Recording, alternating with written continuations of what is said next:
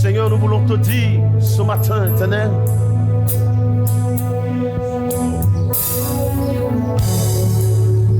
au lieu de savoir que tu es notre Dieu, nous voulons te bénir ce matin, Seigneur, pour la croix. Car la croix constitue le fondement de toutes choses.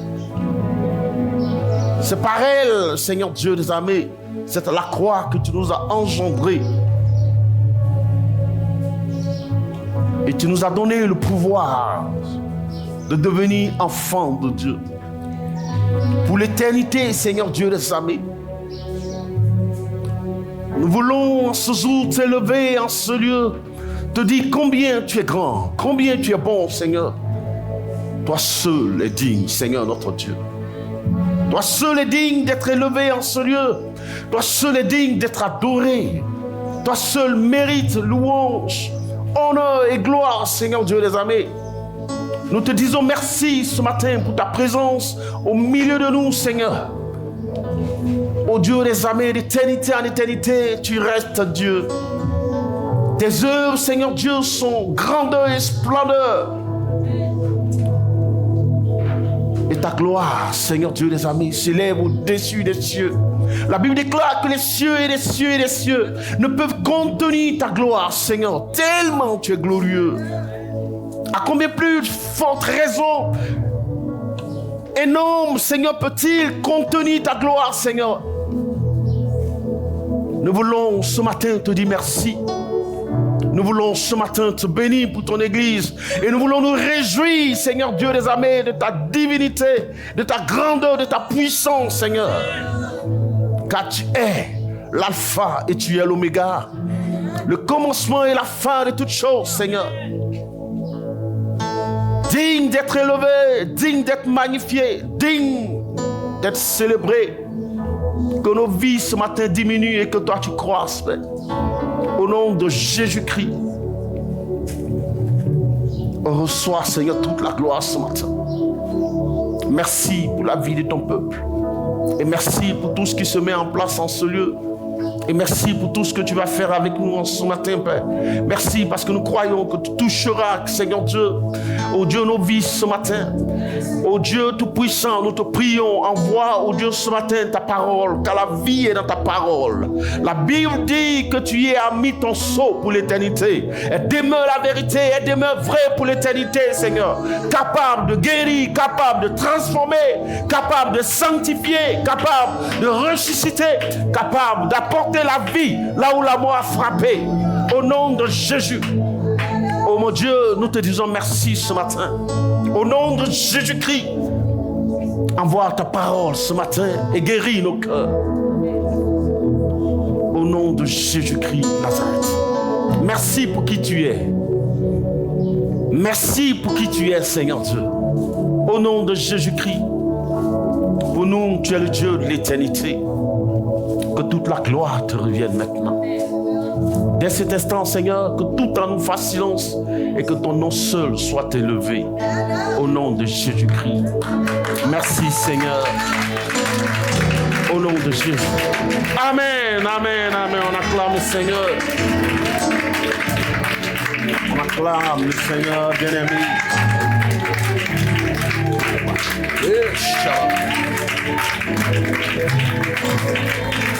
Oh, merci. Alléluia. S'asseoir dans la présence de Dieu. Tu es saint, saint, saint. Oh, toi le Seigneur. Oh, tout puissant. Oh, tu es l'agneau. L'agneau de Dieu, oh, est saint, oh, saint, saint, oh. Seigneur, toi le Seigneur, tout puissant, tout puissant, oh, digne est l'agneau, digne est l'agneau, l'agneau de Dieu. l'agneau l'agneau de Dieu. Amen. Amen. Yes. Yes. Alléluia. Que le nom du Seigneur soit béni. Bien-aimé, c'est pour moi tout un honneur et un plaisir de me retrouver enfin parmi vous. Alléluia. Que le nom du Seigneur soit béni. Et je voudrais bénir Dieu pour ta vie, pour ta fidélité. Et je voudrais profiter de cette occasion-là pour dire merci à tous ces éminents serviteurs de Dieu qui sont passés ici. Nos salutations vont à l'endroit du révérend Aphélie Dieudonné, qui est passé ici pendant mon absence. Je voudrais que Dieu bénisse son ministère. Je voudrais aussi dire merci au pasteur Thiéléo, qui fait beaucoup pour le ministère, qui met à disposition ses filles pour nous soutenir dans la chorale, dans le groupe musical, et qui est passé aussi ici nous abreuver. Je voudrais dire merci également au pasteur Aouré, qui a fait pratiquement un mois ici, 4 dimanches. C'est pas donné. Et que Dieu le bénisse pleinement. Il a un bon dépôt. Amen. Que le Seigneur le bénisse. Ensuite, je voudrais saluer particulièrement le pasteur, l'évangéliste Fatiga Mohamed, qui est un homme d'exception, en ce sens que pour l'œuvre, il est prêt. Parce qu'il ne vit pas en Côte d'Ivoire, il vit au Ghana. Mais il laisse sa famille et il vient ici pendant un mois et même plus. Cela démontre son amour pour le Père. Alléluia. C'est-à-dire que le Père passe pour lui en premier. Homme de Dieu, que Dieu te bénisse depuis ta position au Ghana et que Dieu se souvienne de ta maison. Amen. Alors, nous allons donc baisser les têtes et je vais prier pour la parole. Seigneur, merci. Éternel, maintenant, oh Dieu, c'est ton tour. C'est à toi maintenant de nous parler. Éternel, car tu es la vie. La Bible dit qu'au cours de ton ministère terrestre, il est arrivé un moment où, lorsque tu parlais, certains n'ayant pas l'Esprit de Dieu, ne pouvant pas cerner, au Dieu des armées, ta parole, ont dû s'éloigner. Et lorsque tu t'es retourné, tu as demandé à Pierre, mais et vous autres, pourquoi êtes-vous là pendant que les autres s'en vont? Et Pierre a dit, mais à qui veux-tu que nous allions? Puisque tu as en toi les paroles de la vie éternelle.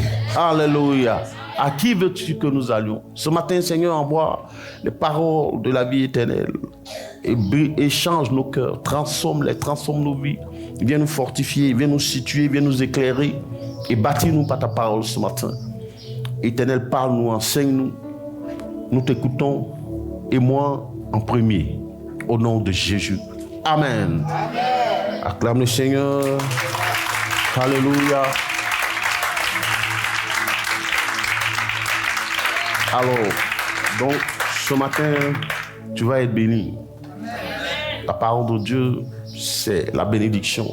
Elle est véritable. Et tu vas donc dire à ton voisin, sois attentif.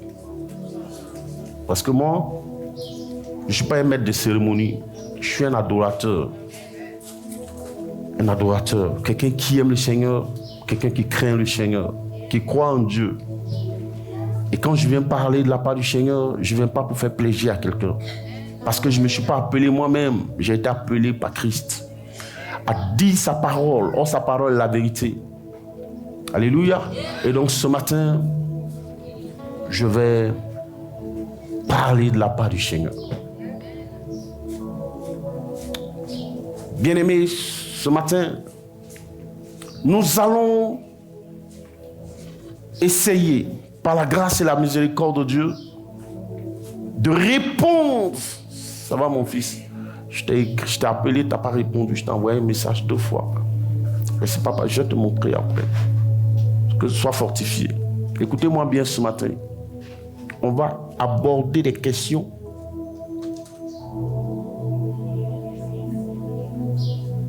qui sont d'actualité.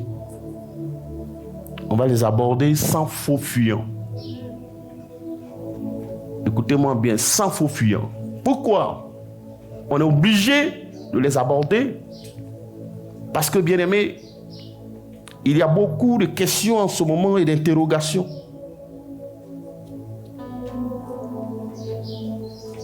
Les gens se posent 1001 questions sur un certain nombre de choses. Et nous, en tant que leaders, nous n'avons pas le choix que de les toucher. Alors, nous allons ouvrir la Bible. Nous n'allons rien dire qui ne soit soutenu par les Écritures. C'est cela. Parce que nous sommes des enfants de Dieu et des serviteurs de Dieu. Nous n'allons pas sortir du cadre de la parole de Dieu.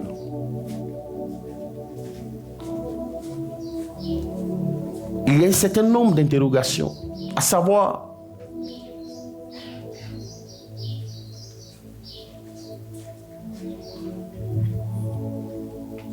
que représente aujourd'hui, que représente Christ pour cette génération aujourd'hui? Christ est qui pour toi aujourd'hui? Qu'est-ce qu'il représente pour toi? Surtout après ces événements. Qu'est-ce que Christ représente pour toi? Qu'est-ce que Christ représente pour cette génération?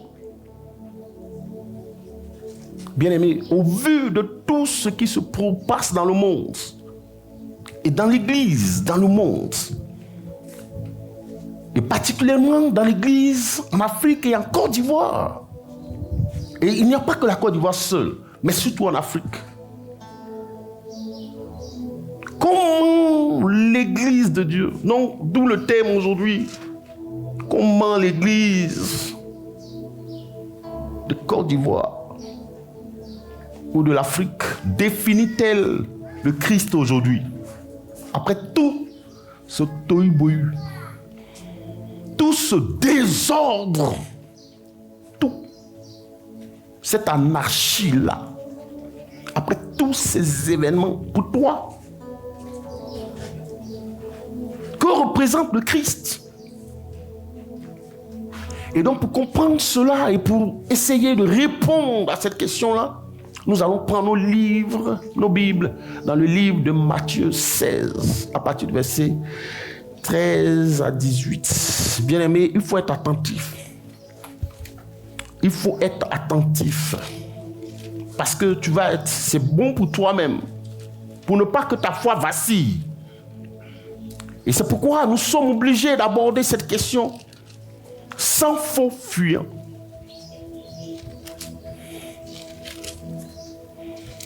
Ok? Donc, Matthieu 16, à partir du verset 13. Jésus, étant arrivé dans le territoire de Césarée de Philippe, demanda à ses disciples, oui, qui dit-on que je suis? Qui dit-on que je suis? Moi, le Fils de l'homme. Moi, le Fils de l'homme. Ils répondirent, et il répondit, les uns disent que tu es Jean-Baptiste. Les uns disent que tu es Jean-Baptiste. Les autres Élie. Les autres Élie. Les autres Jérémie. Les autres Jérémie. Ou l'un des prophètes. Ou l'un des prophètes. Et je vous dis, leur dit-il. Et je vous dis, l'un des prophètes. Et vous, leur dit-il. Voilà. Et vous, leur dit-il. Qui dites-vous que je suis? Qui dites-vous que je suis? Simon-Pierre répondit, tu es le Christ. Tu es le Christ, le Fils du Dieu vivant. Le Fils du Dieu vivant. Jésus, reprenant la parole, lui dit,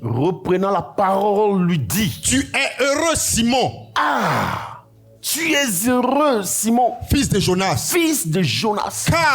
Car ce ne sont pas la chair et le sang qui t'ont révélé cela. Mais c'est mon Père qui est dans les cieux. Et moi je te dis Et moi je te dis que tu es Pierre. Amen. On va s'arrêter là d'abord. Amen. Waouh.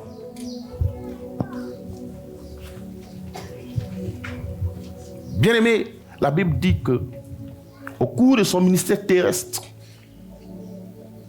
après la première multiplication de pain, Jésus va arriver à Génézareth où il va avoir de miracles de guérison. C'est-à-dire, il est arrivé là, dans cette ville-là, ce soir-là, on lui a amené tous les malades. Et les gens le suppliaient pour dire que pouvoir toucher son vêtement. Et la Bible dit que tous ceux qui parvenaient à toucher son vêtement étaient guéris. Peu importe leur maladie, peu importe leurs infirmités, ils étaient tous guéris. Aussitôt, automatiquement. Donc après ça, après avoir rendu la vie, accordé la délivrance à la fille de la femme cananéenne, il décide de mettre le voile, de jeter le voile ou l'ancre sur Césarée de Philippe. Il arrive à Césarée, écoutez-moi bien, c'est pour ta vie. Parce que si tu ne suis pas, je te dis, il faut que tu sois attentif. Il arrive donc à Césarée de Philippe, sur le territoire de Césarée de Philippe. Mais avant toute chose, il dit à ses disciples, attendez là, ne vous précipitez pas là. J'ai une question pour vous. J'ai une question, moi le Seigneur, pour vous. Connaissant les opinions diverses que les gens ont de lui. Donc, expressement, il pose la question aux disciples. Excusez-moi, il fait un peu chaud. Alors donc, il leur pose la question. Qui dit-on que je suis? Qu'est-ce que vous, qui avez l'habitude de vous frotter à la population, puisque c'est vous qui allez faire les emplettes pour nous, pour nos besoins. Je suis convaincu que il y a des choses qui se disent. Il y a des choses qui se racontent sur ma personne. Pouvez-vous me dire qu'est-ce que les gens disent de moi? Et les disciples prenant la parole, chacun va répondre. Certains disent que tu es Jean-Baptiste. Il dit ok. D'autres disent que tu es Élie. Il dit ok. D'autres encore disent que tu es Jérémie. Il dit ok.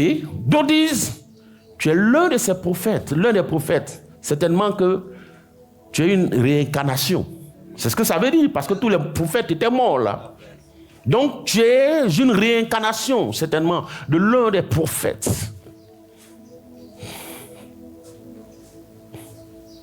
Et Jésus dit, ok. Donc c'est ce que les gens disent, hein? C'est bien ça. Maintenant, et vous, qui marchez avec moi, qui mangez avec moi, qui partagez mon quotidien, qui dites-vous que je suis? Côte d'Ivoire, Église de Côte d'Ivoire. Il est vrai que le monde rit en ce moment, mais à cause de vos propres bêtises. Le monde se moque. Le monde nie ma divinité. Les gens disent toutes sortes d'âneries, de bêtises. Mais vous, qui dites-vous que je suis en ce moment par rapport à tous ces événements qui se sont produits? Qui est-ce que je suis pour vous aujourd'hui? Qu'est-ce que je représente pour vous? Il pose donc la question aux disciples. Et la Bible dit à Pierre de répondre pour dire, Seigneur, tu es le Christ, le Fils du Dieu vivant. Amen. Et à cette réponse-là, le Seigneur reprend la parole et dit, Simon, il commence par dire, il dit, tu es heureux, Simon, fils de Jonas. Tu es heureux. Ça veut dire que tu es déjà dans le bonheur. Amen. Tu es déjà béni. Amen. Parce que tu sais cela. Amen. Le simple fait de savoir que je suis le Christ au milieu de ce tumulte, cela te confère déjà le bonheur. Cela te confère déjà la bénédiction. Ça dit que tu es déjà béni, c'est fini. Le fait de le savoir, parce que être heureux, c'est être dans le bonheur. C'est jouir du bonheur. Il dit que tu es déjà heureux. Toi, tu es déjà béni. Le fait de savoir que je suis le Christ te confère déjà la bénédiction. C'est extraordinaire ça. Comme pour dire heureux, ceux pour qui je ne suis pas en ce moment une occasion de chute. Heureux tous ceux pour qui en ce moment je ne suis pas une occasion de chute. Ils sont bénis. Ceux qui ne définissent pas ma divinité par rapport à une situation politique, ils sont bénis. Ceux qui ont le regard toujours fixé sur la croix, ils sont bénis. Ceux qui reconnaissent au milieu de ce chaos que cela ne diminue en rien ma divinité, ils sont bénis. Ceux qui savent que je ne suis pas défini par rapport à des circonstances, ils sont bénis.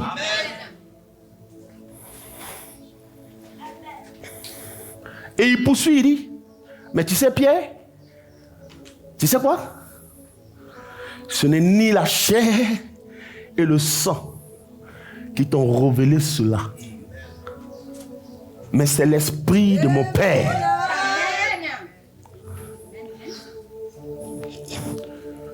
Tu sais pourquoi les gens en ce moment se moquent? Tu sais pourquoi en ce moment ils nient ma divinité? Parce que nul. 1 Corinthiens 12, verset 3 dit, nul, s'il ne parle par l'esprit, ne peut dire Jésus est anathème. Jésus est maudit.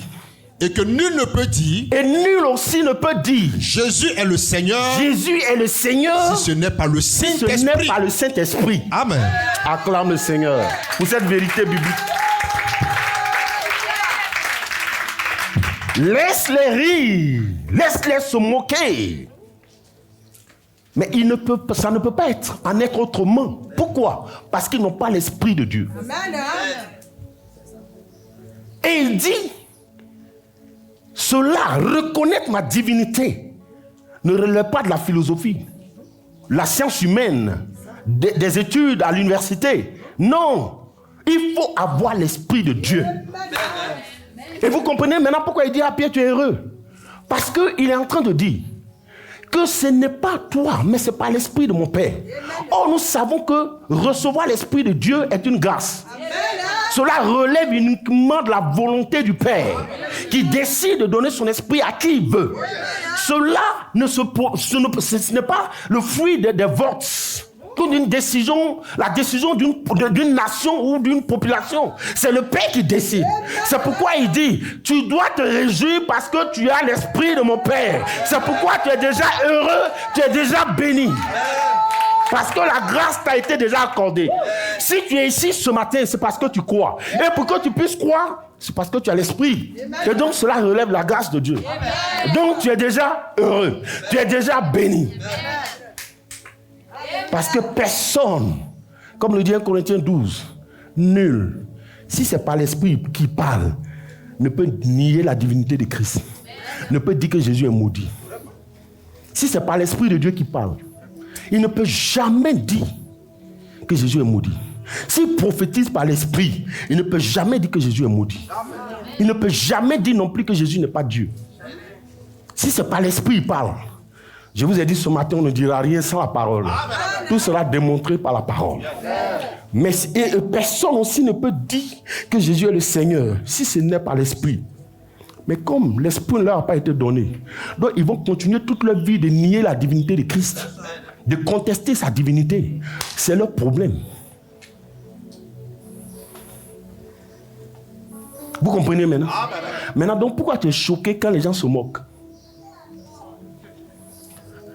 Logiquement, cela ne devait pas arriver. Cela ne devait pas te faire mal. Mais tu devais plutôt être animé de compassion pour eux. Ce n'est pas la colère qui doit t'animer, mais plutôt de la compassion. Et en même temps, cela doit produire en toi de la réjouissance. Parce que toi, la grâce t'a été faite d'avoir l'esprit et d'être capable de reconnaître que même s'il a été pendu à la croix, ce n'est pas une défaite, mais c'est une victoire pour nous. Alléluia. Pour le monde, c'est un choc, c'est un scandale. Mais pour nous, non. Nous qui avons l'esprit. Parce que sans l'esprit, il ne peut pas juger. Il ne peut pas comprendre. Cela est impossible. Regardez toute la grâce qu'on a. Les gens disent comment quelqu'un qui est mort sur un bois peut sauver. Ils nous traitent de débiles. Mais c'est le problème. Nous, on est fiers de ça. Qu'ils soient allés à la croix. Parce qu'on a la révélation de la croix. Mais vous ne l'avez pas.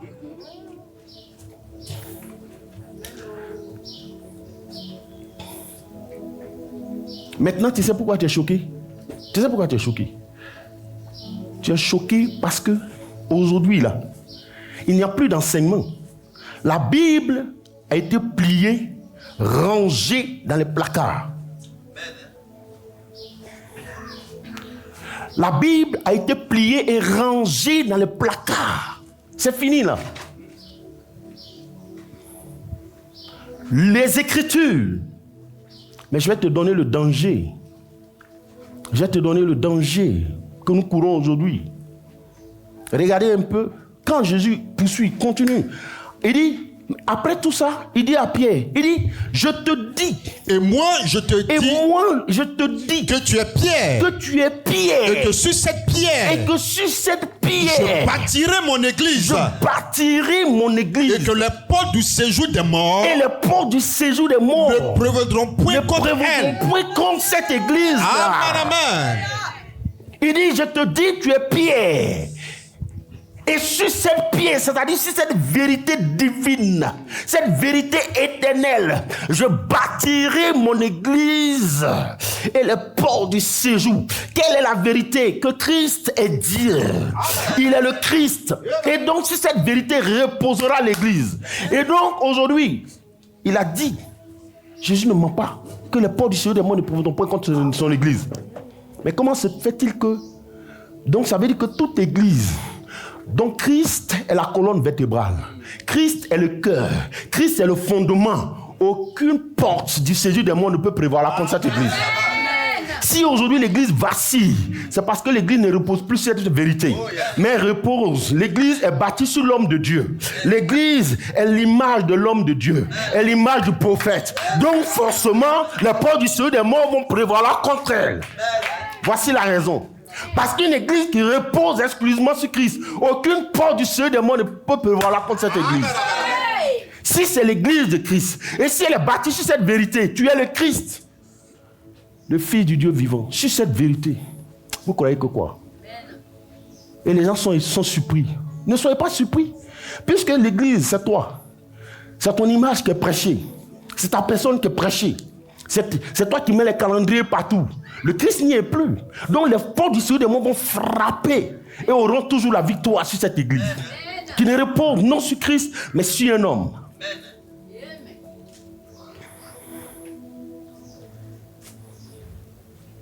Voici la vérité.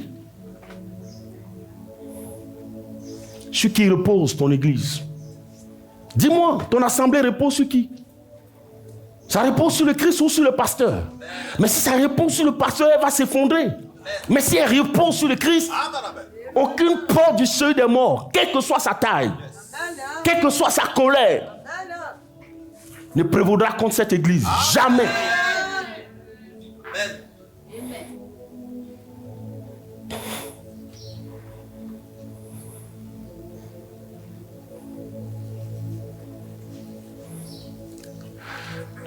Les gens ont pris que le pasteur est venu, vont revenir.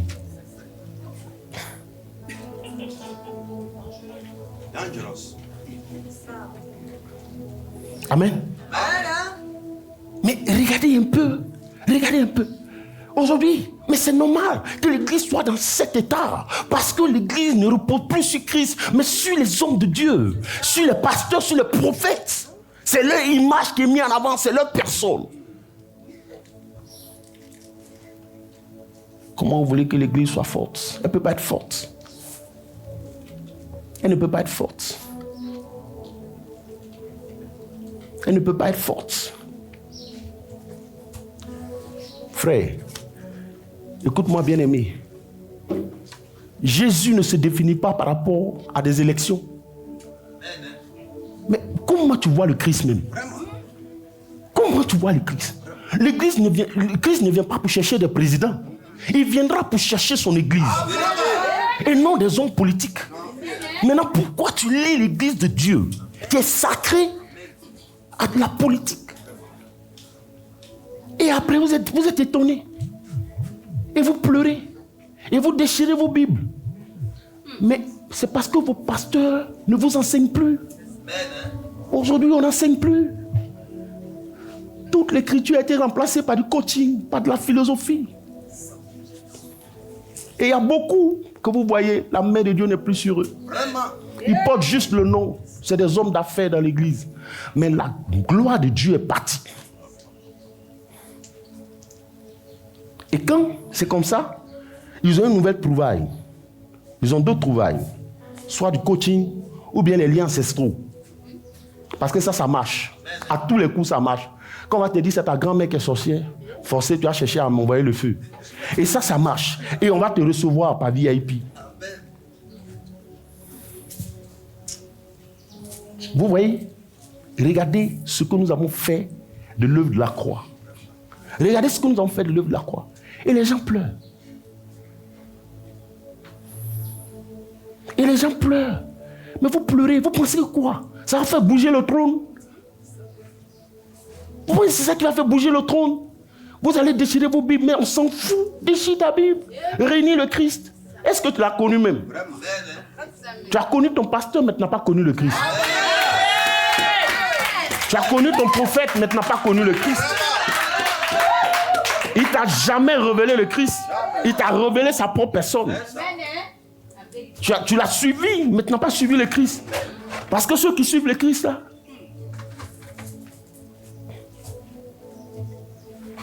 vous jouez. Ceux qui refusent. Nous, là, en notre temps, là, on prie dans la climatisation, on est tranquille. Vous connaissez ce qu'on appelle la persécution? Au temps des apôtres, vous connaissez ce qu'on appelle la persécution? Même en Rome, au début de l'église, mais les chrétiens ont été persécutés. Il y a un empereur romain. Mais ça dit, tout son combat a été orienté contre l'église. Mais, il y a un parmi eux qui s'appelait Tertullien. Vous savez ce qu'il a dit?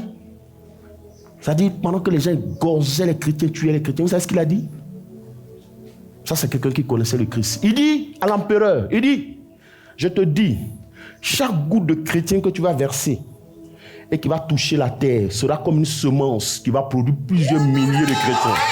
Si tu veux continuer de tuer, mais chaque goutte de chrétien qui va toucher la terre sera une semence qui va produire des millions de chrétiens. Amen. Ça veut dire que sa foi n'est pas basée sur un homme, mais sur le Christ. Ça veut dire qu'il a vu le Christ. Ça veut dire qu'il connaît le Christ. Mais aujourd'hui, tu es tranquille. Le Seigneur a dit, ma volonté n'est pas votre volonté. Vos pensées ne sont pas mes pensées. Votre volonté n'est pas ma volonté. Pourquoi vous prenez votre volonté pour ma volonté? Aujourd'hui, tu doutes du Christ. Parce que des gens t'ont dit, ils ont égorgé l'Éternel des armées. Mais ils n'ont qu'à nous présenter sa tête. On va aller regarder. Marie a dit, où vous avez mis mon Seigneur? Montrez-moi pour que j'aille le chercher. S'ils ont égorgé l'Éternel des armées, ils n'ont qu'à nous présenter sa tête. Vous savez, là, on va aller prendre. On va aller regarder. Là, nous tous, on va renoncer. Des choses comme ça, là, ça te fait pleurer. Et pour ça, tu réunis ton Christ. C'est une honte à toi. Mais ce n'est pas toi, mais ce sont tes pasteurs. Là. Les hommes de Dieu modernes. C'est eux. Mais ils pensent qu'ils ont tout le temps devant eux. Ils pensent qu'ils ont tout le temps. Regardez un peu le tollé sur les réseaux sociaux. Moi, je ne regarde même pas. On m'en parle, mais tellement ça me choque. Je me suis surpris. Je me suis surpris en train de pleurer devant le Seigneur comme ça. Parce qu'on m'a fait le point d'une situation. Deux qui sont en train de se battre sur les réseaux. Et ils disent des balivernes, des choses que je ne peux même pas prononcer de ma bouche. J'étais en train de prier. Je passais tout le temps. Je me suis surpris en train de verser des larmes. Pleurer comme un enfant dans ma chambre. C'est triste. Quand Jésus est rentré à Jérusalem, est-ce qu'il a cherché à savoir qui est le gouverneur? Il allait directement au temple. Vos histoires d'élection, de quoi, mon choix, pas mon choix, on s'en fout. C'est pas pour ça que le Christ est allé à la croix. Il n'est pas venu pour faire des gouverneurs. Vous savez, la situation qui prévaut aujourd'hui, c'est la même chose qu'Israël a connue. Vous savez pourquoi Israël n'a pas cru au Christ? Parce qu'ils étaient soumis, ils étaient sous domination romaine. Et donc, ils étaient sous cette domination, ils étaient assujettis à des impôts, à des taxes diverses. Et donc, quand on leur annonce un roi, la venue de leur roi, ils se disent c'est quelqu'un qui va venir comme David. Il va construire une armée et puis il va aller vaincre l'armée romaine, l'empire romain. Et puis, ils vont être déchargés des impôts. Maintenant, on leur annonce un roi, il vient, il dit, sont à gifler sur la joue gauche, il faut donner la joue droite. Et ça, c'est quel roi, ça? Ça, c'est quel roi, ça? Mais ça, c'est foutaise.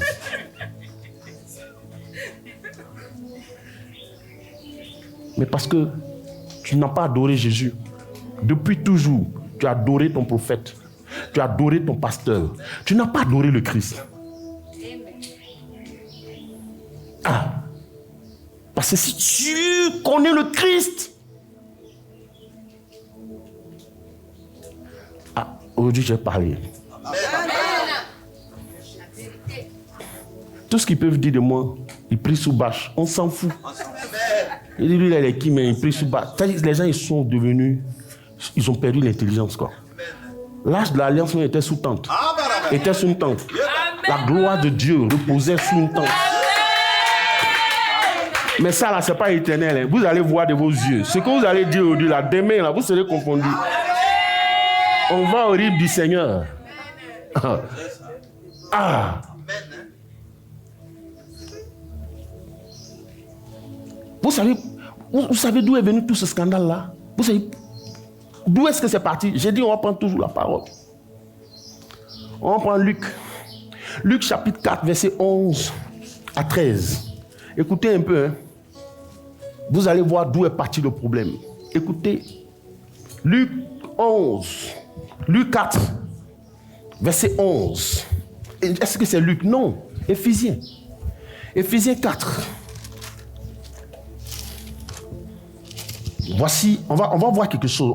Je vous ai dit, on va faire recours à la parole de Dieu aujourd'hui. À partir du verset 11. Et il a donné les uns comme apôtres. Vous comprenez, non? La Bible dit, et il a donné les uns comme apôtres. Les autres comme prophètes. Nous tous, on va voir. Hein. Voici la Bible. On va voir ce qui est écrit. Il a donné les autres comme apôtres. Les autres comme prophètes. Les autres comme évangélistes. Les autres comme évangélistes. Les autres comme pasteurs. Les autres comme pasteurs et docteurs. Et docteurs. Oui. Pour le perfectionnement des saints. Pourquoi? Pour quelle raison? Pour le perfectionnement des saints. Non, doucement. On va voir pourquoi il a donné les 5 ministères. Pourquoi? Vas-y. Pour le perfectionnement des saints. Pour le perfectionnement des saints. En vue de l'œuvre du ministère. En vue de l'œuvre du ministère. Et de l'édification du corps de Christ. Et de l'édification du corps de Christ. Jusqu'à ce que nous soyons tous parvenus. Jusqu'à ce que quoi? Nous soyons tous parvenus. Jusqu'à ce que nous soyons tous parvenus, nous tous ici, toute l'église de Dieu dans le monde. Nous sommes tous parvenus parce que le même pasteur qui est en Côte d'Ivoire, à l'église des États-Unis, c'est le même pasteur. Amen. Il ne va pas avoir une autre appellation. Amen. Même si ici en Afrique, les gens ont toutes sortes d'appellations. On dit quoi? Très très révérend.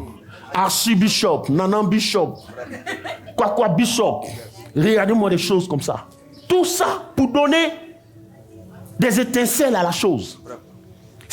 Bon, quand il a cité les 5 ministères là, est-ce que après avoir institué les 5 ministères, il a dit qu'il y a un ministère qui s'élève au-dessus des 4 autres? Non, non. Est-ce que le Seigneur a dit de ces 5 ministères, voici le ministère qui est le premier, qui est le plus élevé? Il a dit ça? Non.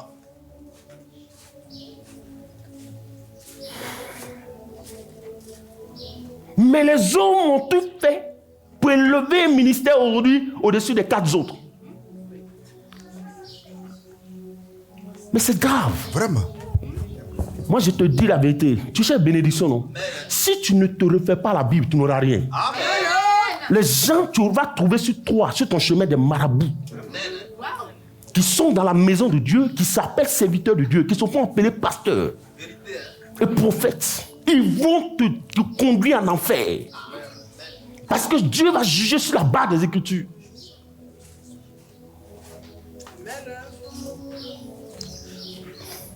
Ils n'ont qu'à prendre ça comme ils veulent. C'est le problème. Moi, je prêche la parole. On a oublié de parler parce que nous sommes une famille, une seule. On a un même père. Mais si tu ne veux pas respecter le père, mais c'est ton problème. Mais tu ne lui manques pas de respect. Et tu ne te fous pas du corps. Parce que tu n'es pas le seul dedans. Qui t'a élevé au-dessus des autres? On s'en fout de toi. Apprends à respecter le père. Et ne jette pas le discrédit sur le corps. Les hommes ont tout fait, ils ont élevé un ministère, ils ont pris un ministère, le ministère des prophètes. Ils ont élevé ça au-dessus des 4 autres ministères. La dernière fois, on me rendait un témoignage du genre. Il y a un jeune serviteur de Dieu qui est allé quelque part là. Et puis, on dit non, ne t'assois pas ici, toi tu es qui? Quel est ton titre? Il dit, il est pasteur. Il dit non, ça c'est la place des prophètes.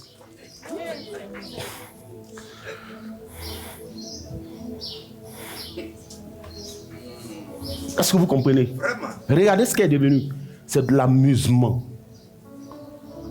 Ils ont élevé le ministère des prophètes au-dessus des 4 autres ministères. C'est pas ce que Jésus a dit. C'est pourquoi les gens seront surpris. Moi, est-ce que le Seigneur, là, c'est la rigueur? Chaque jour que Dieu nous donne, comme aujourd'hui, là, c'est une occasion de nous repentir et de revenir à lui. C'est ce que les gens ne savent pas. Quand ils se réveillent comme ça, ils sont sur les grands chevaux, remplis d'arrogance. Ils ne savent pas que c'est une grâce qui leur a été faite pour se repentir et de se convertir. Jésus n'a pas élevé un ministère au-dessus des autres parce que nous sommes un corps. Ou alors tu détruis le corps. Mais d'où vient le fait que... Est-ce que vous voyez? Donc il dit, pour le perfectionnement des saints. Le perfectionnement des saints, là, ça ne se fait pas par la prophétie. Ce n'est pas en prophétisant que quelqu'un va être perfectionné. Ce n'est pas en prophétisant que quelqu'un va avoir la foi. Parce que la Bible de la foi vient de ce qu'on entend. Or, ce qu'on entend vient de la parole de Dieu. Mais vous n'enseignez plus la parole de Dieu. Vous prophétisez vous-même. Donc, les gens vont être forts comment? C'est pourquoi quand il y a de tels événements, ils perdent la foi. Parce que leur foi n'est pas attachée à la parole. Elle ne vient pas, elle n'a pas de base. Elle est liée à l'homme. Quand l'homme tombe, tout le monde tombe. Mais quand ta foi est liée à Christ, et comme Christ ne tombe jamais, donc tu es toujours accroché. Parce que la croix reste debout. Toujours debout. Moi je te dis, vous là, qui n'aimez pas les Écritures, là, vous, je m'adresse à vous ce matin. Vous qui n'aimez pas les Écritures, là, faites attention à votre vie. Le Seigneur il n'est pas camarade de quelqu'un. Arrêtez ça. Mais est-ce que vous vous aimez vous-même? Je me pose la question, est-ce que tu t'aimes toi-même? Si tu t'aimais là, regarde comme tu es manipulé aujourd'hui. Les gens te manipulent. Plein de mensonges. Parce que tu n'ouvres jamais ta Bible. Quand on demande, tu as une Bible? Oui, j'ai une Bible. Ça fait 1 mois que tu n'as pas ouvert la Bible. 1 mois. Et tu veux que, parce que tu lis ta Bible dans la bouche du prophète. Tu lis ta Bible dans la bouche du prophète. Jésus t'a créé, t'a dit, il a mis une Bible dans la bouche du prophète pour toi. Or, aujourd'hui, dans cette génération, les prophètes n'enseignent pas. Ce sont les voyants. Et ils voient. Ils ne lisent pas. Or, la Bible dit tous les ministères, c'est pour le perfectionnement des saints. Afin que nous soyons tous parvenus à la mesure de la stature parfaite de Christ. Quand on dit la mesure de la stature parfaite, ça dit qu'on prenne la forme de Christ. Qu'on devienne comme lui. Qu'on aime comme lui. Qu'on soit humble comme lui. Qu'on pardonne comme lui. Qu'on soit puissant comme lui. Amen.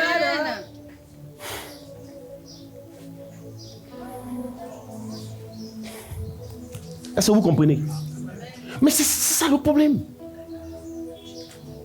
Vous ne revenez pas aux Écritures, mais vous allez périr. Si vous ne revenez pas aux Écritures, parce que ce que Jésus a dit là, c'est éternel. Regardez un peu quand, dans le désert, le diable est venu le tenter. Qu'est-ce qui s'est passé? Il a dit, le diable dit, il est écrit, il dit, il est aussi écrit. Parce que les deux savaient que ce qui est écrit est éternel. Ce qui est écrit là, c'est ça qui est vrai. Ça a reçu le sceau de l'éternité, le sceau de la vérité. Mais vous, aujourd'hui, vous ne voulez plus lire la Bible. Vous ne voulez plus écouter la parole de Dieu, c'est long.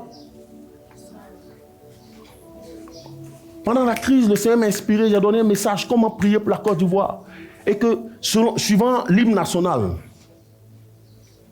j'ai dit, prions pour que la Côte d'Ivoire soit ce qu'elle est selon l'hymne national. Et qu'on vive tous ensemble, qu'on vive en communauté. Tous, dans la diversité des religions. Il y a des gens qui ont mis en bas, on a trop prié, maintenant là, ça dit qu'on attend l'accomplissement des prophéties. Oui, on a qu'à, Dieu n'a qu'à accélérer un peu. Il a accéléré ça pour te donner. Il a bien accéléré ça pour te donner. Comme tu penses que ta volonté, c'est la volonté de Dieu, il a bien accéléré ça pour te donner. Comment vous pouvez mélanger ce qui est sacré avec ce qui est vil?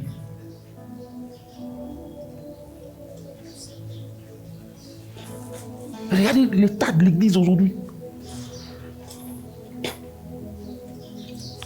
Il faut prendre Proverbe 1. Proverbe 1, il faut lire à partir jusqu'au verset 4, je crois.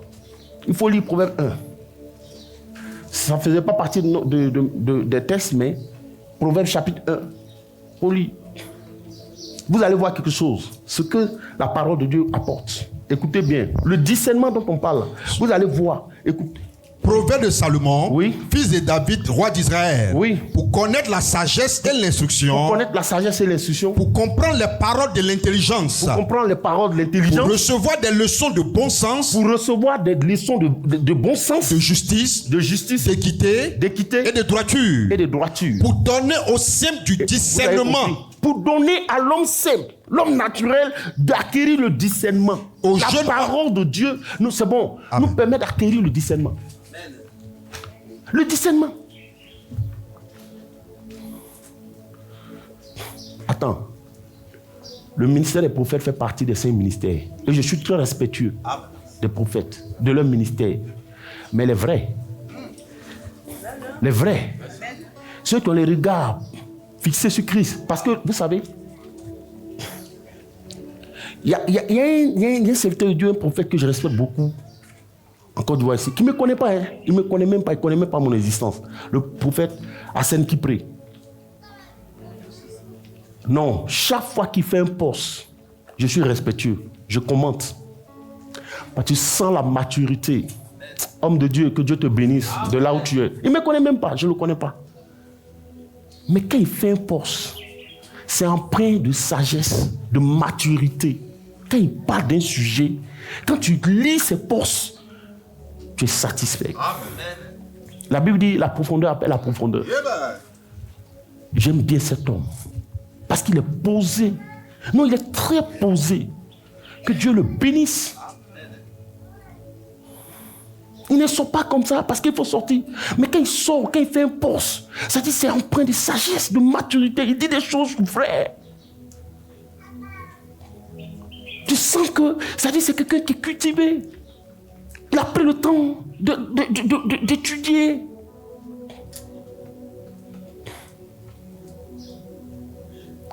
Aujourd'hui, tout le monde veut, les gens veulent servir Dieu, mais personne ne veut être pasteur, personne ne veut être évangéliste pour aller chercher les âmes. Comment tu peux croire que toi tu es plus grand que l'évangéliste qui va? Les missionnaires qui sortent, ils vont au Niger, ils vont au risque de leur vie pour aller gagner des âmes. Toi aujourd'hui, parce que tu monnaies, tu penses que tu es plus grand que lui. Parce que tu as une grosse voiture, tu penses que tu es plus grand que lui. Lui, il va au charbon. Il va sans rien en attendre en retour. Il va pousser par l'amour de Christ pour aller chercher les âmes. Pour la vie éternelle. Et toi, parce que tu as 5 voitures, 10 voitures, tu penses que tu es plus grand que lui. Ça ne veut rien dire.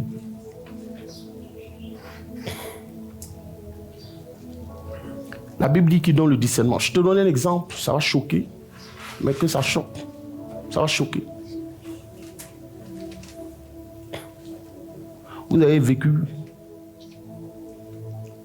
J'étais pasteur dans une église avant d'être ici. Et puis il y avait un acheteur dans mon église là. C'est lui qui m'a dit, pasteur, il y a une prophétie en ce moment là. Tu es au courant, non? J'ai dit non. En 2011. Hein. Et puis, il dit non, pas ça. C'est comme ça qu'il parle. Pas ça, pas ça. Ah, t'es pas. J'ai dit non. Donc il dit, je vais t'envoyer ça sur une clé. Et puis il m'a envoyé. Quand on est parti, c'est pour ça que je vous dis de revenir aux Écritures. Je précise, je suis respectueux du ministère des prophètes parce que ça fait partie des 5 ministères. Mais je ne suis pas respectueux du désordre. Vraiment. Auquel on assiste, c'est ce que je dis.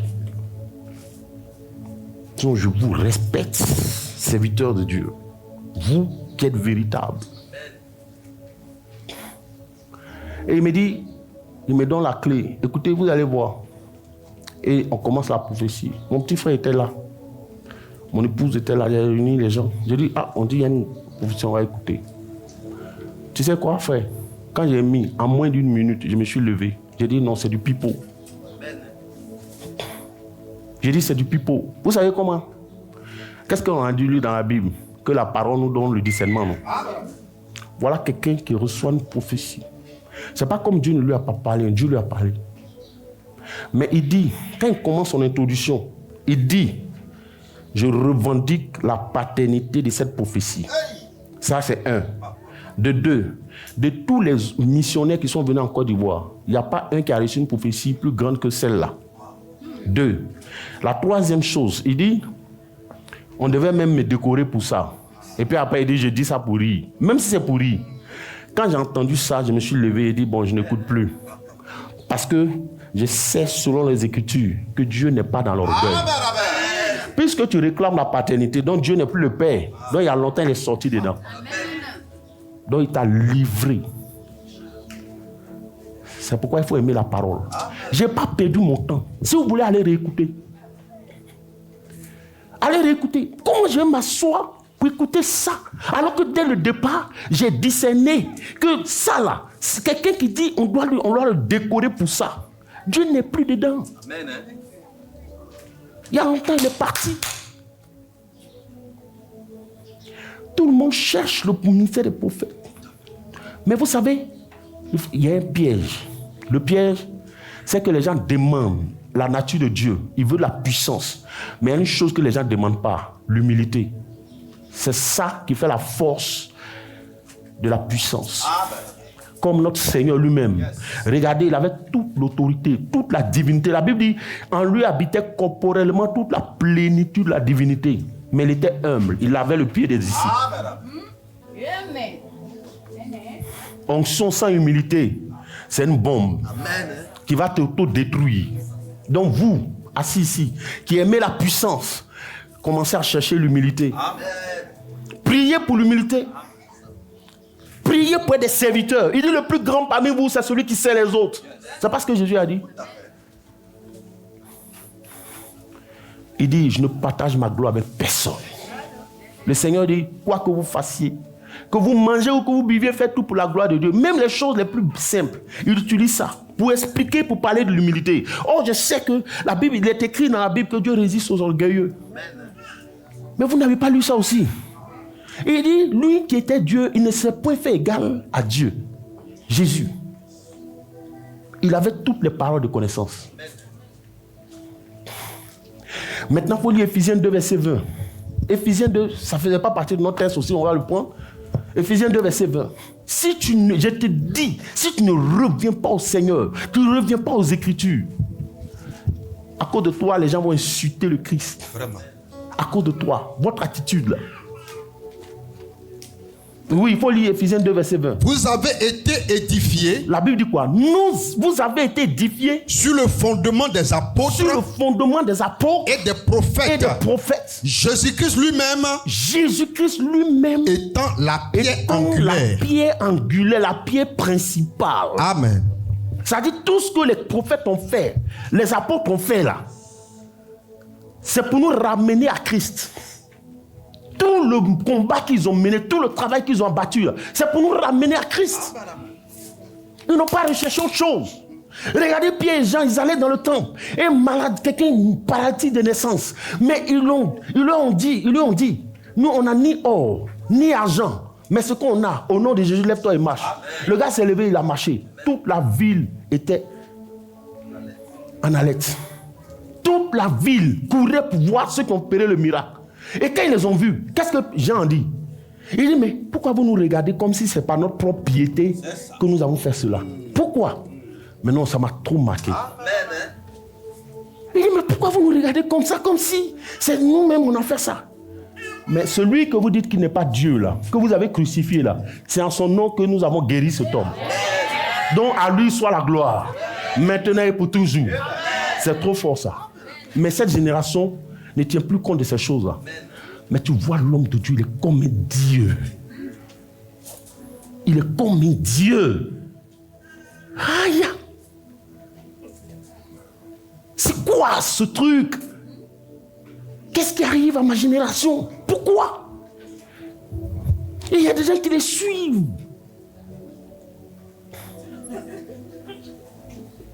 Non, il y a des gens qui les suivent. Jusqu'à ce qu'ils tous ils tombent dans le gouffre. Et que la terre se referme sur eux. Pourquoi vous faites ça? C'est quoi ça?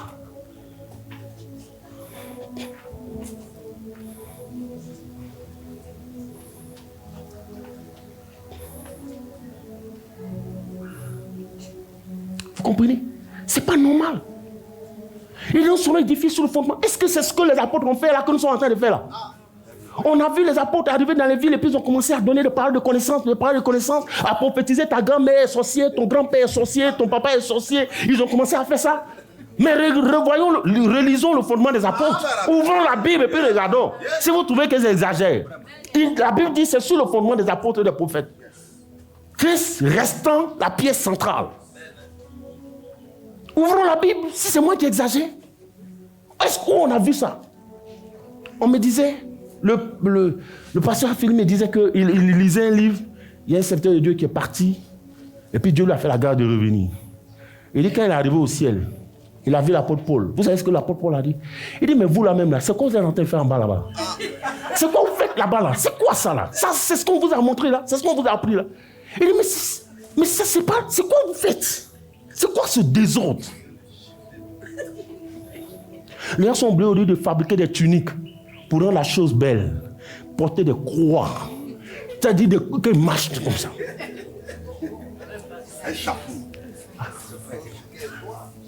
C'est même pas fait de cœur. Tout ça, c'est de la pacotille. Jésus n'a pas besoin de tout ça.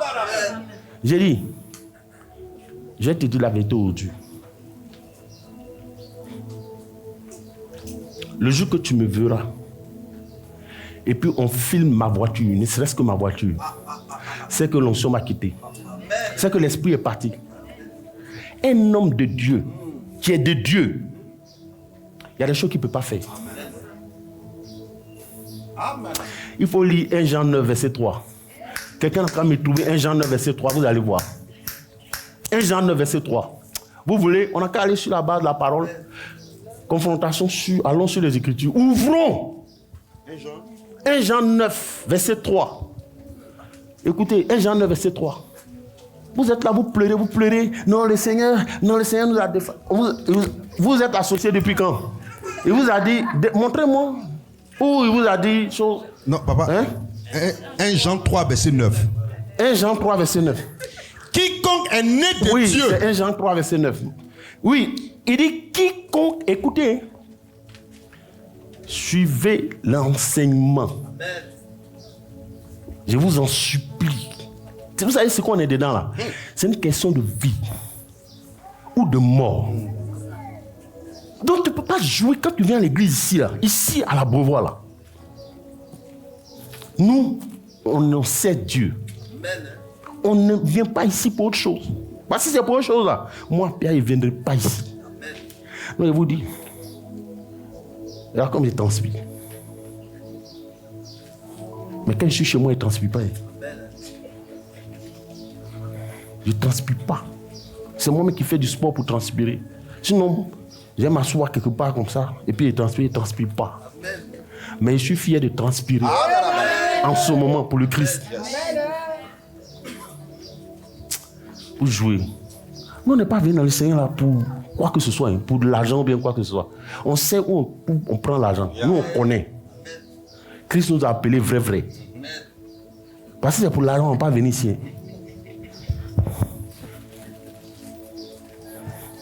Non, c'est la vérité. Je sais où on gagne l'argent, où on prend l'argent, je connais. Oui, il faut lire. 1 Jean 3, verset 9. Écoutez bien, j'aime trop cette parole-là. Jérôme, cette parole-là, j'adore ça même. C'est-à-dire, je me reconnais dedans. Vas-y. Quiconque est né de Dieu. Quiconque est né de Dieu, ma fille. Ne pratique pas le péché. Il ne pratique pas le péché. Parce que la sémence de Dieu demeure en lui. Pourquoi? Parce que la semence de Dieu demeure en lui. Et il ne peut pécher. Et à cause de cette semence, il ne peut même pas pécher. Parce qu'il est né de Dieu. Parce qu'il est né de Dieu. Acclame ça. Acclame ça.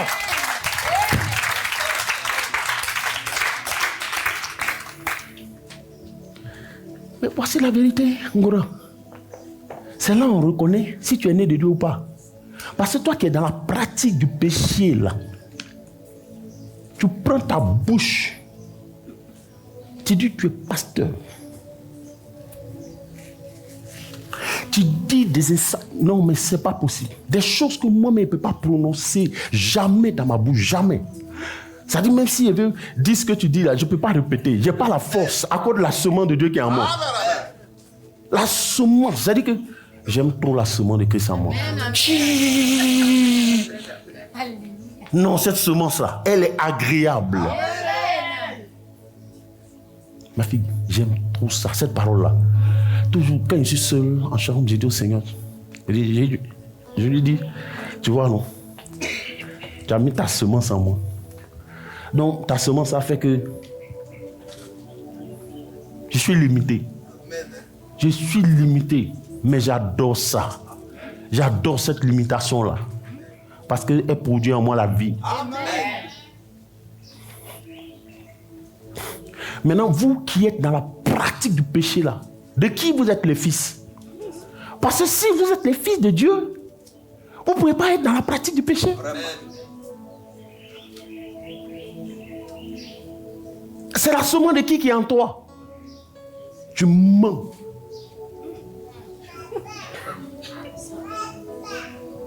On sait que le père du mensonge, c'est le diable. De qui es-tu le fils?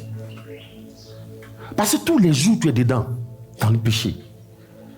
Tu n'as même pas de remords. C'est la semence de qui est en toi. Il faut nous dire ça aujourd'hui, on va écouter, on va comprendre. Regardez aujourd'hui, ça s'insulte des pasteurs, des hommes de Dieu. Des gens qui se disent père, c'est nous honte. Vous êtes père de qui même? Vous n'êtes pas père de quelqu'un ici. Un père, là, il est respectable. Il mérite le respect. Chacun vient, il dit voilà ce que l'autre a fait. Voilà ce que l'autre a fait. Tu écoutes des choses quand tu as envie, tu as la nausée. C'est dégoûtant. Taisez-vous un peu. C'est quoi votre problème? La Bible dit quand vous avez des problèmes en interne là, c'est sur les places publiques que vous allez aller régler. Mais ceux qui se disent père, qui aiment porter le nom de père là, mais c'est le moment de convoquer des assises. Et puis les gens disent rien. Ils aiment être appelés père. Et puis ils voient tout ça. Mais convoquer des assises. Au temps des apôtres, ils ont convoqué des assises à Jérusalem. Et puis ils ont réglé les problèmes. Mais où sont les pères même? C'est juste père pour aller à la présidence. Pour dire que c'est moi qui suis le père. Mais il y a le feu dans la maison. Où sont passés les pères? Ils sont où?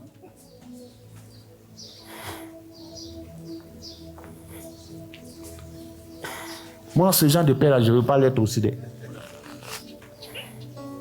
Père pour manger. Là. Et puis quand maintenant il y a le travail à faire, puis tout le monde se tait. Vos enfants se battent. Vraiment. Les pères, levez-vous. C'est le moment de vous lever.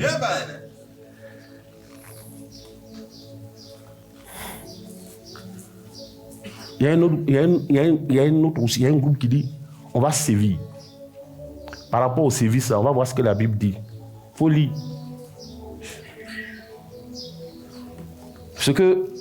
On va voir aussi ce que la Bible dit par rapport à ça.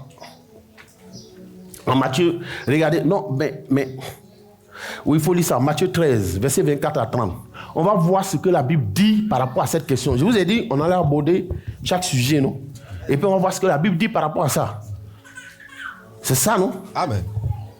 Par rapport au service, qu'est-ce que la Bible dit? Oui. Il leur proposa une autre parabole et écoutez bien. Il leur proposa une autre parabole et il dit: le royaume des cieux est semblable à un homme. Le royaume des cieux est semblable à un homme qui a semé une bonne semence dans son champ. Oui, il a semé une bonne semence dans son champ. Mais pendant que les gens dormaient, son ennemi vint, sema de l'ivraie parmi le blé et s'en alla. Lorsque l'herbe eut poussé, et donné du fruit, l'ivraie parut aussi. Les serviteurs du maître de la maison vint lui dire, Seigneur, n'as-tu pas semé une bonne semence dans ton champ? D'où vient donc qu'il y a de l'ivraie? Il leur répondit, c'est un ennemi qui a fait cela. Et les serviteurs lui disent, Jésus dit, c'est un ennemi qui a fait cela. Il est conscient que c'est un ennemi. Lui, il a semé la bonne graine. Il a semé sa vie, il a versé son sang. Il nous a donné sa parole. Il veut qu'on s'en serve comme boussole, comme lumière pour marcher. C'est ce qu'il a dit. Il a laissé sa parole, il nous a donné son esprit. Pour que nous ne dévions pas. Mais l'ennemi a suscité des infiltrés dans le corps. C'est ça. Et qu'est-ce qu'ils disent? Et les serviteurs lui dirent, veux-tu que nous allions l'arracher? Non. Arracher l'ivraie? Qu'est-ce que le Seigneur répond? Non. Dit-il. De peur qu'en arrachant l'ivraie, vous ne déraciniez en même temps le blé. Laissez croître ensemble l'un et l'autre. Jusqu'à la moisson. Et à l'époque de la moisson, je dirais au moissonneur, arrachez d'abord l'ivraie, liez-la en gerbe, pour la brûler au feu. Mais amassez le blé dans mon grenier. Amen. Non. Acclame la parole du Seigneur. Donc, quand on finit de lire ça, la question qu'on pose à ceux qui veulent sévir: qui vous envoie sévir? C'est vous qui êtes les propriétaires des champs? Qui vous a établi pour sévir? Parce que si c'est le maître des champs, là, lui il dit donc de ne pas sévir, de laisser croître. Parce qu'il a annoncé la moisson. Et forcément le jour de la moisson viendra. Parce qu'en allant sévir, c'est la volonté de qui tu fais? Est-ce que c'est la volonté du Père ou bien c'est la volonté des hommes?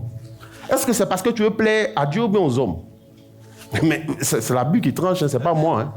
Si tu dis que tu es serviteur de Dieu, Dieu ne t'a pas donné de bâton pour sévir. Il dit de laisser croître les deux ensemble au temps de la moisson. Maintenant, qui t'envoie?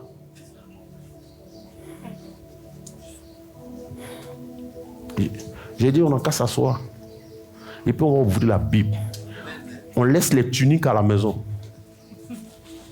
On laisse les tuniques, on dépose la Bible et puis on juge la barre de la Bible. Humblement. C'est le temps de convoquer des assises. Nous, on ne nous connaît pas, nous, on ne porte pas col blanc. Moi, je n'ai pas besoin de tunique. J'ai revêtu le Christ. La Bible dit tous ceux qui ont été baptisés en Jésus ont revêtu le Christ. Moi, j'ai revêtu la meilleure tunique. Même si elle n'est pas visible à l'œil nu, c'est ton problème. Mais je suis fier de cette tunique-là. Porter boubou, violet, jaune, rouge, avec des grosses croix et des cannes, des parfums bizarres. Tout ça pour faire du bling-bling. Pour laisser. C'est à quoi ça Jésus a dit? Regarde, faut pas rire. Jésus a dit, Pierre. Il dit, Poum. Jésus dit, m'aimes-tu? Il dit, ah Seigneur, toi-même tu connais en fait là. Tu sais combien de fois il t'aime. Ça, c'est la première fois. Jésus vient encore. Pierre, Même tu. Il dit, ah Seigneur. Toi, tu sais que j'ai changé. Ça y est dans mes dents, ça y est dans mes poumons, ça y est dans mes yeux, ça y est dans ma bouche. Ça là, on a bien de poser question encore. Tout ça là, ça n'a pas aimé le Seigneur. Troisième fois, Pierre, même tu. Il a compris que ça devient sérieux. Là, maintenant, il est énervé. Ça y est, il est frustré. Ah, c'est quelle question ça là encore matin? Ah, tu as quoi moi matin? Tu me poses la question, je te dis oui, ça y est dans mes dents, tout ça là. Mais tu poses encore. Pierre, même tu, pour la troisième fois, Pierre est frustré. Il dit, si tu m'aimes, paie mes brebis. Laisse les tuniques rouges, violets, les grosses croix, les grosses cannes, et paie mes brebis. Je suis venu mourir pour les brebis. Je ne suis pas venu mourir pour une tunique rouge, violet, noir, grosse croix, grosse canne. Oh, je m'en fous de ça. Amen. Pour la perfection, pour le perfectionnement des saints, en vue de l'œuvre du ministère, jusqu'à ce que nous soyons tous parvenus à l'unité de la foi, Amen. à la mesure de la stature parfaite de Christ. Paie mes brebis.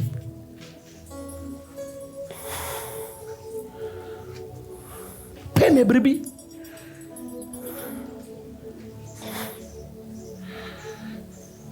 Les bagues. Tu vois les bagues dans les doigts, les manches. Et des parfums magiques. Bizarres, mauvaise odeur. Il enfonce sa tête dans ton boubou. Tu as envie de rendre. Et puis cela, il ne t'a pas maudit. Il ne t'a pas maudit. Un peu son maison pour te maudire.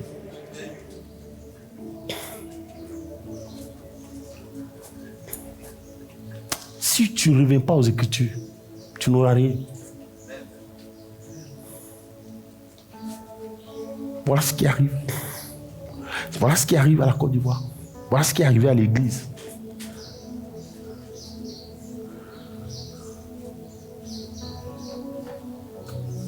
Parce que jusqu'à preuve du contraire, les hommes politiques ne sont pas responsables de ça. Hein. C'est nous-mêmes. Ils ne sont pas responsables. Hein. Ils ne viennent pas dans les églises pour nous attraper, pour nous faire quoi que ce soit. Non. Qu'est-ce qu'ils n'ont rien fait? Mais c'est nous-mêmes.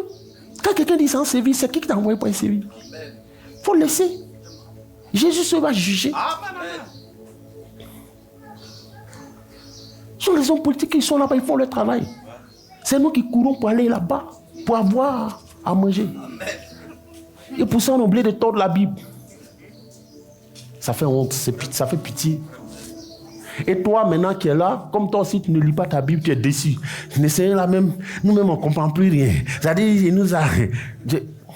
Seigneur, là, c'est ton camarade. Pour lire 1 Corinthiens 15, verset 19. On va clore ici.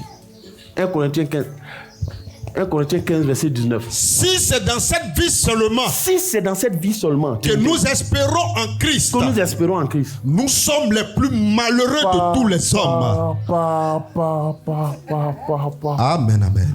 Alors que hier, le Seigneur disait à Pierre, tu es heureux. Juste parce que tu sais que je suis de Christ. Voilà ici maintenant. On ne parle de malheur. Vous êtes les plus malheureux. Si c'est à cause de la politique, si c'est par rapport à la politique que vous définissez le Christ, vous êtes les plus malheureux. Si c'est à cause des élections que vous adorez le Christ, vous êtes les plus malheureux. Si c'est parce que votre candidat n'a pas gagné, que vous maudissez le Christ, vous êtes les plus malheureux. Si c'est parce que ce que vous voulez ne s'est pas accompli, que vous déchirez vos Bibles, vous êtes les plus malheureux de toute la terre. Honte à vous, chrétiens modernes. Il n'y a que des sympathisants, des hommes de Dieu, mais pas de Christ, dans les assemblées aujourd'hui. C'est des chers sympathisants. Et ils sont là, même si le monsieur il ment, ils sont accrochés jusqu'à la mort. Moi, c'est mon daddy, c'est mon papa. Tu parles de mon papa, tu auras fait à moi. Pardon, moi, si quelqu'un m'insulte, il faut le laisser comme ça. Il faut le laisser. Il ne faut pas le faire par là pour rien. Mon daddy, mon daddy. On s'en fout, ton daddy. Ça, c'est ma signature, ça. Marque déposée. Cacheté, scellé. C'est pas bon. Revenons aux Écritures. Revenons à Christ. Parce que si c'est dans ça là seulement que tu adores, si c'est à cause de ça que tu adores Jésus là, pour que ton candidat gagne là, tu es le plus malheureux de toute la terre.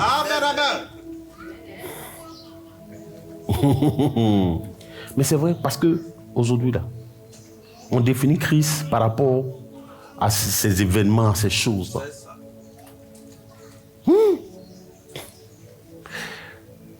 Tu sais comment on peut définir ça encore quand les élections arrivent en Côte d'Ivoire? On peut appeler ça la foi des prophéties. C'est-à-dire chacun, c'est une course quoi. Chacun, qui va dire et puis ça va arriver. Imagine quelqu'un a dit, c'est arrivé une fois. Il a dit 2 fois, c'est arrivé. Tout le monde est comme ça. On dit, va parler tel jour. 3 fois. Si demain, 4e fois, il dit tout le monde, matin à 6h, vous mettez nu, vous rampez, tout le monde a rampé. Mais est-ce que c'est écrit dans la Bible? Non. Jésus a été oublié. Désormais, c'est lui qui est Jésus. Il y a longtemps qu'il s'est parti. Il est sorti de là-dedans. Il faut faire attention. Le Seigneur dit de ne pas négliger les prophéties. Mais il dit de l'analyser. Il dit d'analyser. Oh, on analyse à quoi? À la lumière de la parole. Mais comme toi, tu ne connais pas les Écritures et tu n'ouvres jamais ta Bible. Donc toi, tu avales tout bloc. Comme toi, une femme qui est mariée. Moi, j'ai vécu ça. L'église où j'étais avant. Il y a une soeur, une jolie soeur. Elle est mariée. Elle rencontre un prophète. Par la convoitise, il convoitait la soeur. Il dit, le monsieur avec qui tu es marié, ils ont eu 3 enfants. Il dit, c'est pas ton mari. Toi-même, tu n'es pas intelligent.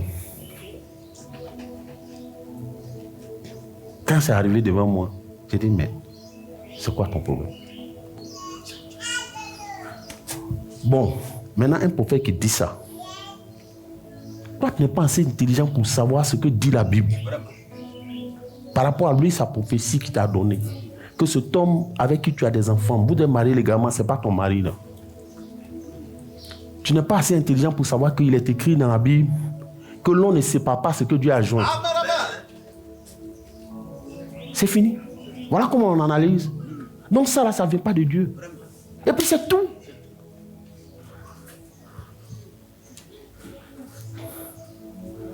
Quelqu'un avait prophétisé. Non, ma chérie. Donc arrêtez vos histoires. Parce que quand vous allez dans les loges maçonniques, là, tout le monde ne va pas avec vous. Donc, pourquoi vous voulez clocher des 2 côtés? Si c'est le Dieu des francs-maçons qui est Dieu, mais servez-le. Et puis pourquoi vous allez la nuit? Allez le jour. Allez-y le jour.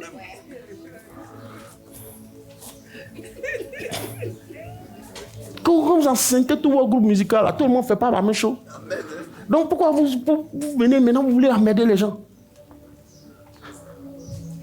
C'est quoi votre problème? Arrêtez un peu.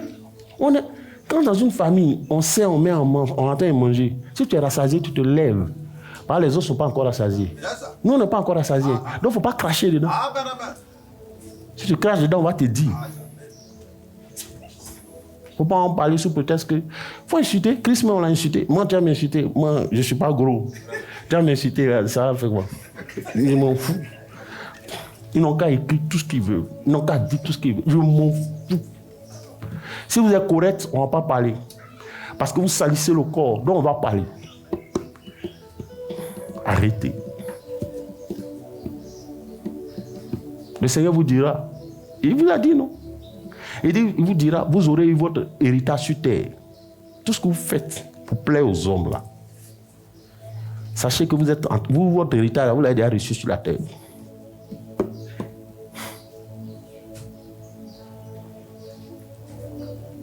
Comment toi-même, tu es né d'un père et d'une mère, tu les connais, tu as grandi avec quelqu'un, tu as 25 ans.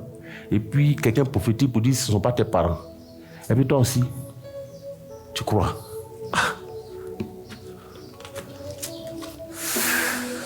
Il y a quelque chose qui ne marche pas. Église, je vous en supplie par les compassions de Dieu. Ce matin, on va prier. Donc si tu te poses des questions, si tu définis Christ par rapport aux événements là, c'est que tu es le plus malheureux de toute la terre. Quoi? Des gens déchirent la Bible, les gens sont déçus. Il faut déchirer. C'est ta Bible que tu as déchirée. Voici pour moi, ça est dans ma main ici. C'est ton problème. C'est ton salut là, que tu viens de déchirer comme ça, au vu au-dessus de tous. Tu as déchiré ton salut, comme Saül a déchiré sa royauté en déchirant la robe de Samuel. Parce que tu sais, c'est important, il faut être humble. Dieu aime l'humilité. Dieu aime l'humilité. Et le discernement. Et le discernement. Les temps sont en train de finir. Moi, je trouve les gens extrêmement courageux. Vraiment courageux, quoi. Voyage où tu dois, toi-même, tu dois être ta femme. C'est le seul voyage le plus ingrat.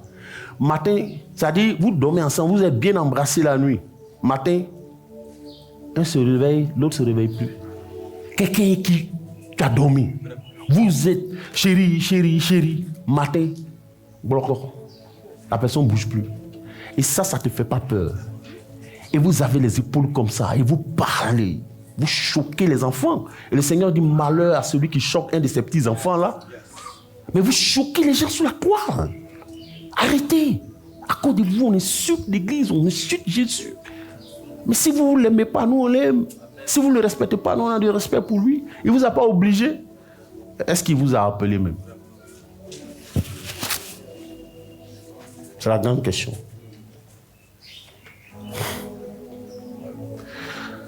Amen. Amen. Mais ne t'inquiète pas. Hein. Élie était confronté à cette situation. Et il a dit au Seigneur, ils ont tué tous les prophètes. Je suis resté le seul. Et il cherche à m'ôter la vie. Jésus lui a dit, ne t'inquiète pas.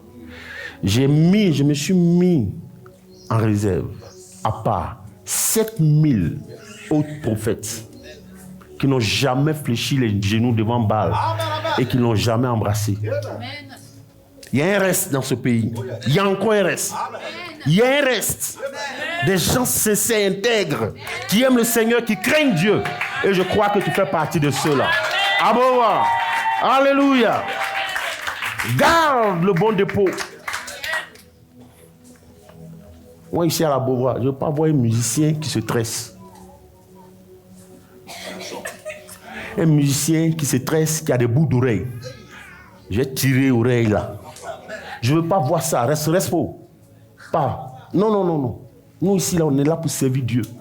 Si tu es chaud, tu es tellement moderne, je ne sais pas qui tu es. Est-ce que la semence de Dieu est en toi? Quand la semence de Dieu est en toi, il y a des choses que tu ne peux pas faire. Ça se tresse, ça fait des choses. C'est quoi? On n'a pas besoin de ça ici. Si tu veux, il ne faut pas venir chanter ici. On s'en fout.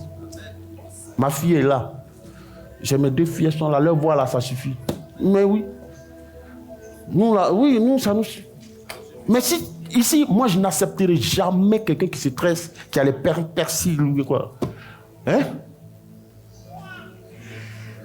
Quand la semence de Dieu est en toi, les losses, quand la semence de Dieu est en toi, tu es transformé.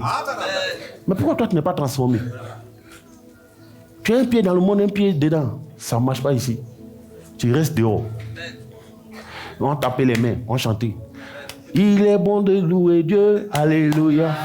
Il est bon de louer Dieu, alléluia. Il est bon de louer Dieu. Acclame le Seigneur. On va louer Dieu comme ça, avec nos mains.